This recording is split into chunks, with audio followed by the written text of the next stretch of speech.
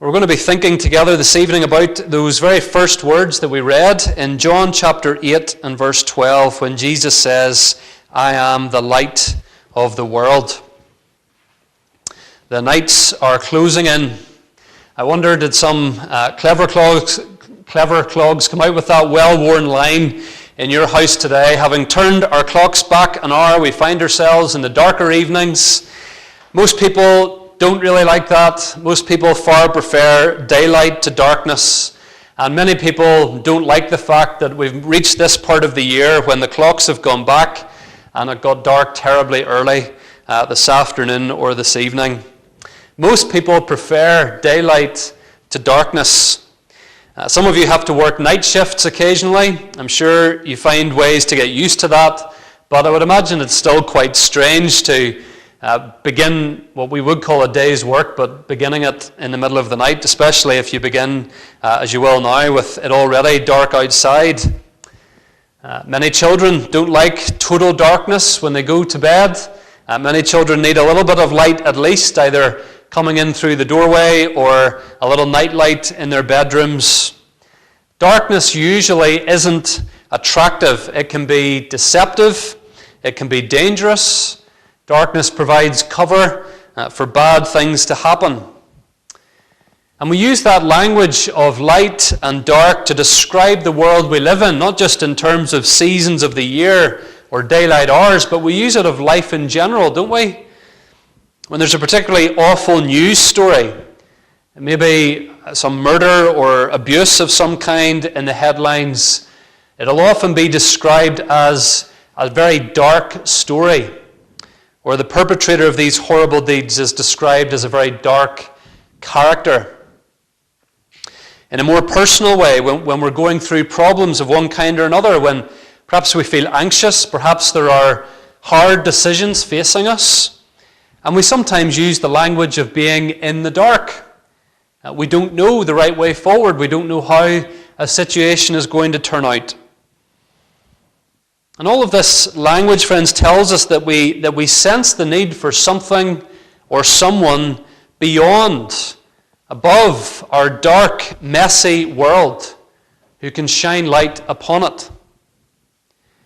The Bible uses the picture of darkness over and over and over again to describe the world we live in. We'll think about why that is in a few minutes' time. But the Bible also draws our attention to the fact that light is shining in our world. Jesus says these wonderful words in John 8, verse 12. "I am the light of the world. Whoever follows me will not walk in darkness, but have the light of life." These are among the most precious words we could ever hear, the most important words that you might ever hear in your life. If you are someone in the dark, someone feeling uneasy given the state of the world that we're in, Jesus has good news for you this evening. We're going to think first of all this evening about the darkness that we deserve, and then the light that we can receive. The darkness we deserve and the light that we can receive. So first of all tonight, the darkness we deserve. Jesus, when he spoke these words, "I am the light of the world," he was speaking during an important festival that was held every year in the winter in Jerusalem, a time of darkness. And we'll think more about the significance of that shortly. So Jesus speaks these words in the dark, so to speak. And as you look around our world, friends, can't you feel the darkness? More and more at the moment, this is the case for people of all ages in our part of the world, in the UK and Ireland. There was a poll that hit the headlines a few weeks ago, a YouGov poll, one of the biggest polling companies in the United Kingdom. And it found that apparently 9 out of 10 young people in the UK feel as though their lives have no meaning. Or at least that they're puzzled about what the meaning of their lives could be. They're in the dark about why they're here, what their purpose is, where their life is headed. Whether you describe yourself as young or not, maybe that's how you feel this evening. Much of human life, whether it's traveling or working or worshipping or entertainment, It's really this search for transcendence, for this sense that we're at least in touch with something beyond ourselves, bigger than ourselves, something inviting and purposeful and meaningful for us to live for. And we see this, there's a sense that human beings seem unable to shake off. You don't have to call yourself a Christian to have this sense, or even religious. Even this particular week of the year says something to us about that spiritual intuition, that inclination within all of us, doesn't it? There's an awful lot of foolishness tied in with Halloween, but in some quarters there can be an underlying spiritual darkness to it, a genuine spiritual darkness to it. Some of the movies that get released at this time of year, as well as some of the spiritual experiences that people seek to have, they never seem to go away, do they? They never get less popular, those kinds of things. Human beings just cannot shake the feeling that there's more to our existence than the world that we see, even if that something more could be something very dark. One author, Daniel Strange, even highlights the relatively recent fad of something called champing. You might wonder, what is champing? If you haven't heard of it, champing apparently is paying to camp overnight in an historical, beautiful church building. Probably a much more ancient building with a lot more artwork than our building has. But paying to sleep over in a building like that is a new and growing fad in some parts of the country. In one local news report on champing, a middle-class mother was interviewed who said she wanted herself and her children to champ so that they could experience waking up in the morning with natural light streaming through stained glass windows.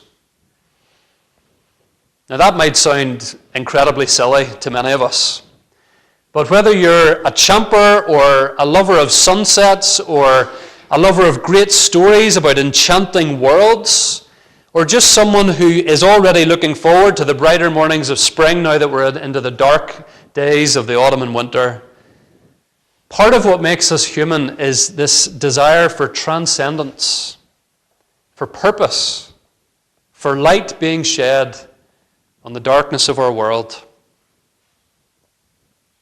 And we wouldn't be longing for the light if we weren't painfully aware that our world is dark, and that we ourselves feel like we are in the dark, at least to some measure, some of the time. And the Bible makes very clear, friends, that darkness that this world is experiencing is a darkness that our world has invited upon itself. We are in the dark because we've chosen to be in the dark.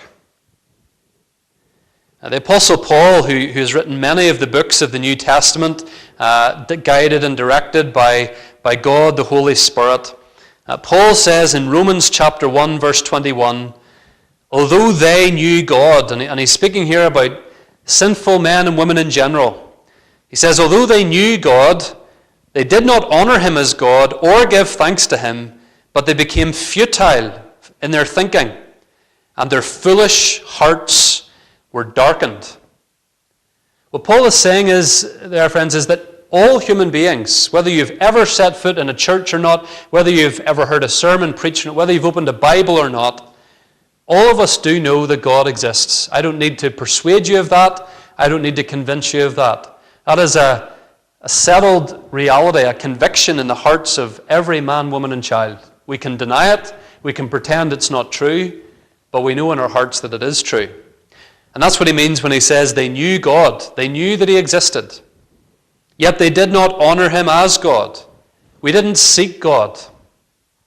And so he says that instead of seeking God in the light of his truth, we become darkened in our own hearts. And darkness all through the Bible is one of the ways that God judges sin. Darkness is the result of sin, and the Bible tells us that darkness is sometimes a picture, or it's sometimes a reality, showing that this is how God will deal with sin and sinners. You might know the story recorded in the book of Exodus of how God rescued his people, the Israelites, out of slavery in Egypt. And he did that by sending a series of grave and ghastly judgments on Egypt.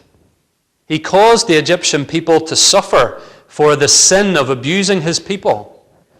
And one of the judgments that God sent on Egypt was total and utter darkness. A darkness, we're told in Exodus, that could be felt, that wouldn't go away. God is light. God is goodness. God is justice, righteousness, love. To reject God is to reject light and to go into darkness. Sin brings darkness, friends. Sin darkens every part of our lives so that we don't think and feel as we should. We're not seeing things as clearly as we should because our sin is in the way. Sin darkens our desires, makes us selfish, petty, vengeful, and spiteful. Sin darkens and suppresses the truth about God, as I say, which all of us have written on our hearts. Jesus himself once said to a man called Nicodemus, who ironically came to see Jesus in the middle of the night, in the darkness. Jesus said to him in John chapter 3, "This is the judgment." In other words, this is God's response to sin. "The light has come into the world, and people loved darkness rather than the light, because their works were evil. For everyone who does wicked things hates the light and does not come to the light, lest his works should be exposed." Again, Jesus is saying there that because human beings in our nature we have chosen to reject God, we've chosen sin, then it's a bit of a downward spiral. We're given over to this darkness and we just go further into that darkness. In John 1, verses 9 and 10, John says it a different way. He says, "The true light which enlightens everyone was coming into the world." This is Jesus he's speaking of. He was in the world, and the world was made through him, yet the world did not know him. He came to his own, and his own people did not receive him. So friends, what the Bible is saying is that we are sinners by nature and choice. That sin darkens our hearts to the point where even when God sends his Son, even when God sends us good news, even when God speaks to us through creation around us, our hearts are too darkened to respond of their own accord. This is the extent of our rebellion against God. We are sinners by nature and choice. We've chosen darkness, and like a grumpy teenager that doesn't want to be woken up at 11:30 on a Saturday morning, they don't want the light of the window upon them. They cower away under the cover. That's what we're like in our sinful nature. And God would have been justified in leaving us in that state and allowing that disturbing darkness to take hold completely, because this was our choice to sin against him. And yet in his mercy and grace, God hasn't done that. Because into the darkness of our world comes Jesus, who says, "I am the light of the world." This is wonderfully good news. And so having thought about the darkness we deserve, we think secondly about the light we can receive. The light we can receive. If you ever want to communicate an important message, when you communicate it, when you say it, matters almost as much as what you actually say. You want your message to have maximum impact at the right time to the right people. Jesus chose the perfect time to declare, "I am the light of the world." When Jesus spoke these words, he was in Jerusalem, and he was standing outside the Jewish temple on the last day of one of the Jewish festival times, a festival called the Feast of Booths, or the Feast of Tabernacles. The Feast of Booths was one of the religious festivals that God had commanded his people to keep in the Old Testament. You can read about it in the book of Leviticus, chapter 23. And for the 7 days of this feast, it was a week-long feast, the Jewish people were commanded by God's law to live in makeshift shelters or tents.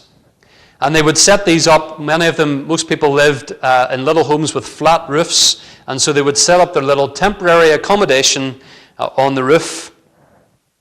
The Feast of Booths was an act of remembrance. We're coming up to Remembrance Day in our own nation in a couple of weeks' time. And we take time to think about important events from the past in the life of our nation that had a huge impact for years to come. And that was the principle in the Feast of Booths. It was a festival of remembrance. It reminded the Jews that their ancestors, the Israelites, had been forced to live in tents, in temporary shelter, for 40 years while they wandered the wilderness. God brought them out of slavery in Egypt. They wandered the wilderness, the desert, for 40 years before they entered the promised land. And so for 40 years they lived in tents. And this feast reminds them of how God had provided for them, how he had guided them on their journey. Even though they were living in very unimpressive accommodation, he had been with them. He had given them what the Bible describes as a pillar of cloud to guide them through the desert by day. And he had given them a pillar of fire, a bright, glorious light, to protect them and to guide them during the night. Over the years, the Jews had added on to the festival of booths. They had added on their own little traditions to it. For example, during the week of the feast at the temple in Jerusalem, 4 gigantic lampstands, each holding 4 candles. These huge lampstands were kept burning 24/7 during the week of the feast. The lampstands were enormous, about 20 meters high, if you can imagine that. They were so high that they would light up the whole city of Jerusalem. Each night of the feast, street parties were held in Jerusalem. Men and women would come onto the street holding burning torches and celebrating the light.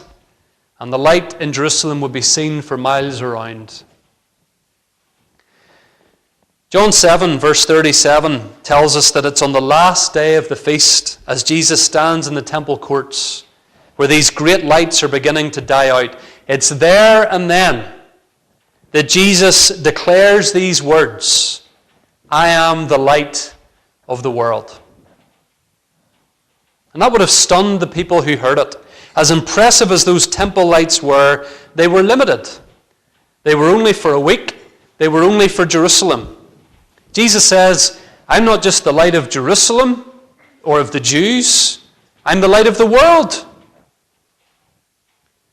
And for Jews who knew their Bibles, the implication of Jesus' words was very clear. Listen, for example, these are familiar words. You usually perhaps hear them in December rather than October. But Isaiah chapter 9 verse 2 says, "The people walking in darkness have seen a great light. Those who dwelt in a land of great darkness, on them light has shone." That is a promise from God through his prophet, hundreds of years before Jesus came, saying that the darkness of sin, the darkness of Israel's shame and smallness in the world is going to be defeated. It's going to be brought to an end. Light will shine, and it will be light sent by God himself. Isaiah 49 verse 6, "I will make you a light for the nations, that my salvation may reach to the ends of the earth." Isaiah 60 verse 19, "The Lord," this is God, "God will be your everlasting light. God will be your glory." See, friends, Jesus speaks these words at such a time and in such a way, in such a place, to make very clear, I am the light that God himself promised, the light that means that God, his kingdom, is coming in the world. I am not a light or some light. I am the light from heaven. I am God with you, is what Jesus is saying, the light of the world. Back in the Old Testament again, you might know that when God chose to save his people out of Egypt, he sent Moses to them. And he called Moses to that task in a unique and remarkable way in Exodus chapter 3. Moses was very nervous about taking on the job. One of the questions he had for God was, "Who shall I say has sent me?" I'm nothing special, Moses says. The Israelites might not listen. They might not believe me. Here's how God answered Moses. "Say to this people, I am has sent you to me, has sent me to you." I am. That was the way God described himself in the Old Testament. And Jesus here is very intentionally using that same language each time that he stands up and says, I am. He is declaring himself to be God. Some people today try to argue that Jesus did not think of himself as God. This is one of the points of debate sometimes. If an agnostic or a non-Christian is debating with a Christian, they'll say, Jesus was a great person, very impressive, very nice. But the idea that he was God, that's something that came hundreds of years later. That's a tradition that the Christian church added on. Jesus never said he was God, is the claim that some will make. Well, that claim misunderstands the import of what Jesus is saying here, friends. To stand up and speak these words on the steps of the Jewish temple, I am the light of the world. That is nothing less than a claim to be God come down from heaven. Jesus' enemies knew exactly what he was saying. The devout religious Jewish leaders here. You can read on later on, perhaps at the end of John chapter 8. They continue their angry discussions with him. And Jesus gets more explicit at the end of the chapter. I think it's John chapter 8, verse 58. He says to them, "Before Abraham was, I am." So he doesn't even add anything on this time. He says, I am. And they know exactly what he is saying, which is why they try to stone him to death. They understand the claim that Jesus is making. And because they don't believe that he really is the Son of God, they assume that he is blaspheming the name of God and that he deserves to die. They don't believe who he really is. The point is this, friends. Jesus intentionally, repeatedly said things about himself, the import of which is that he is both God and man. And if we truly want transcendence, if we want some sense that we are connected to a greater power than ourselves, if we want light in a dark world, it's not found in a place or in a purely personal internal experience. It is found in the person and work of Jesus. Jesus is God. He is the light of the world come down from heaven. He is our way beyond the darkness of sin and death that we see in this world. The difference between Jesus and every other so-called transcendent experience is that rather than demanding that we make our way to him, Jesus has made his way to us.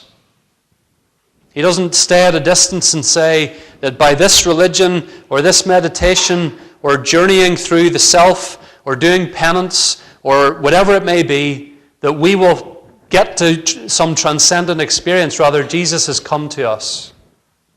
God became a man, came down from heaven, and declared to a darkened world, I am the light of the world. And Jesus knew perfectly well what he was getting into when he came down from heaven to the darkness of this world. He saw the darkness that our world was in because of our sin. And rather than turn his back upon it, Jesus chose to come down into it, to go into the darkness and to defeat the darkness. That's why I read earlier from Luke chapter 23. The Gospels tell us that when Jesus was dying on the cross, several remarkable things happened. One of which was that from 12 noon to 3 o'clock in the afternoon, darkness came down over the whole land. We might be bemoaning the fact that it got dark at whatever time it was this afternoon. I can't quite remember. We can be thankful that it's not going to get dark at 12 noon over the course of the next few months. That was an abnormal, unnatural darkness. What did it mean? It meant the same thing that supernatural darkness always means in the Bible. God is judging sin and sinners. Except this time, God was judging his Son in the place of sinners.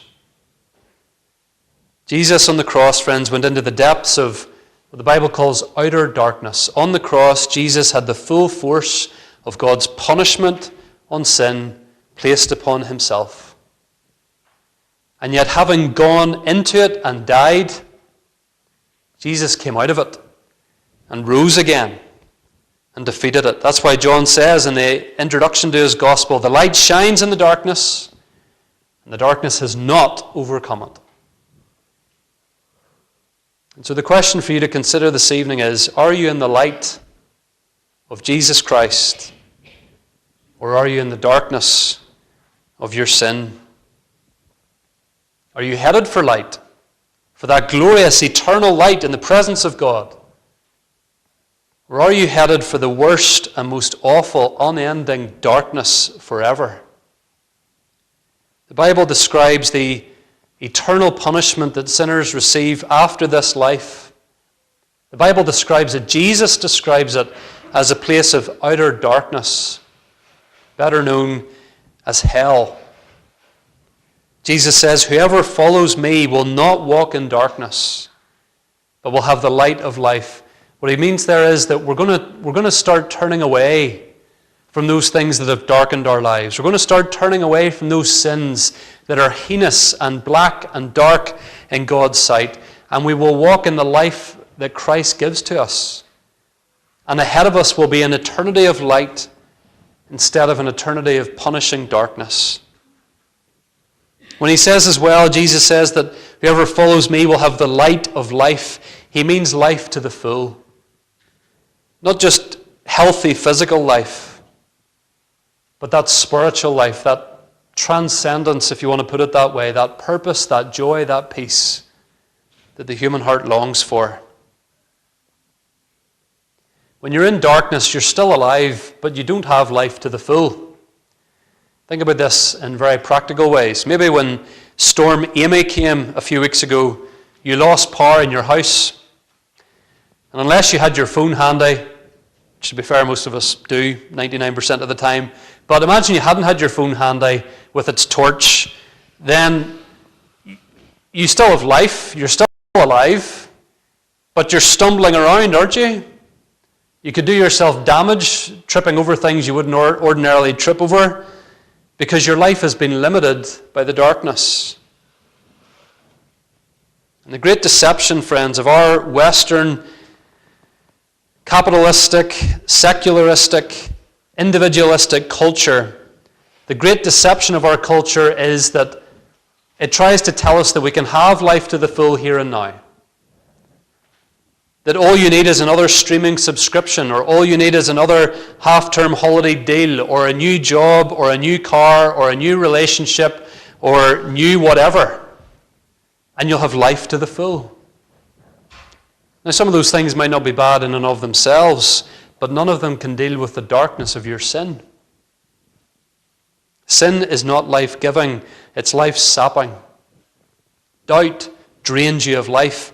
Guilt drains you of life. A constant desire for more of this or the next version of that. It's tiresome, and it's anxiety-inducing, and it's life-sapping. Jesus, the light of the world, says, I came that they would have life to the full. Abundant life, meaningful life, life in the light.